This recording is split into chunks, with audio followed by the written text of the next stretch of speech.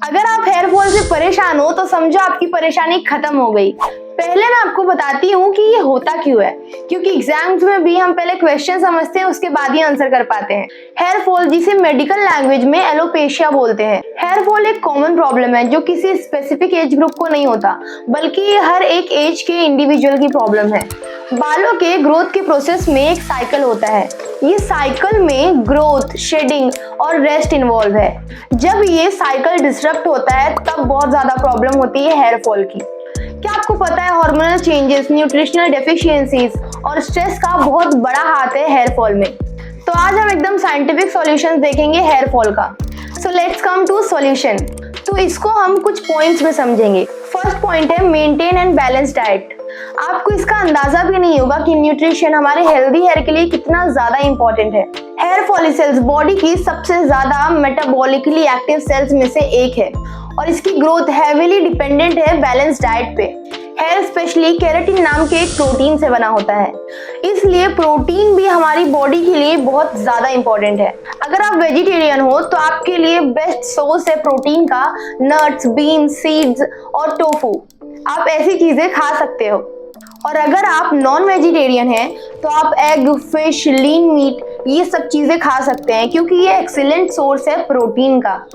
अब बात करते हैं विटामिन और मिनरल्स के बारे में। विटामिन ए, सी, डी, ई और बी कॉम्प्लेक्स स्पेशली बायोटीन बहुत ज्यादा इंपॉर्टेंट है। और मिनरल्स में आयरन, जिंक, सेलेनियम ये भी बहुत इंपॉर्टेंट रोल प्ले करते हैं।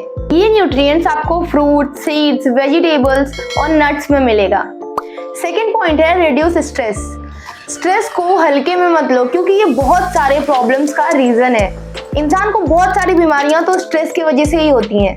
तो अपने स्ट्रेस लेवल को कम करने के लिए हम योगा, मेडिटेशन, डीप ब्रीदिंग जैसे एक्सरसाइजेस कर सकते हैं। और सुनो, रात में 7-8 घंटा सोना बहुत ज्यादा इंपॉर्टेंट है हमारी बॉडी के लिए। ये भी स्ट्रेस मैनेजमेंट में बहुत हेल्प करता है और ओवरऑल हेल्थ के लिए भी।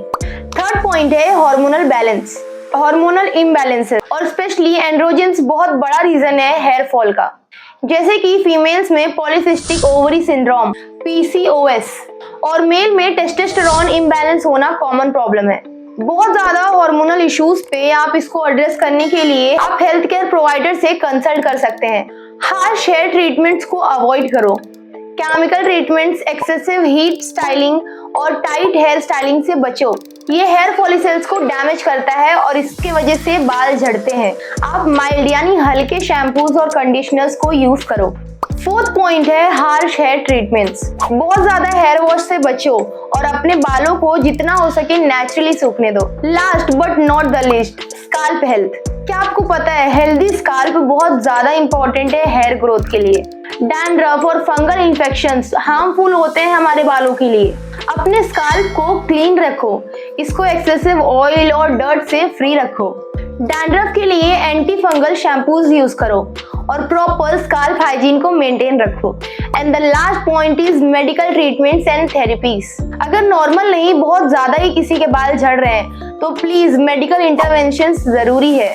ये कुछ सिंपल स्ट्रैटेजीज को फॉलो करके आप अपना हेयर फॉल खत्म कर सकते हो और ये टेक्निक्स आपके हेयर ग्रोथ के लिए भी डेफिनेटली यूजफुल होगी। आई होप आपके लिए ये इन्फॉर्मेशन यूजफुल होंगी। मैं पॉइंट्स में इसलिए एक्सप्लेन करने की कोशिश करती हूँ कि आप भी अपने अकॉर्डिंग इसके नोट्स बना सको।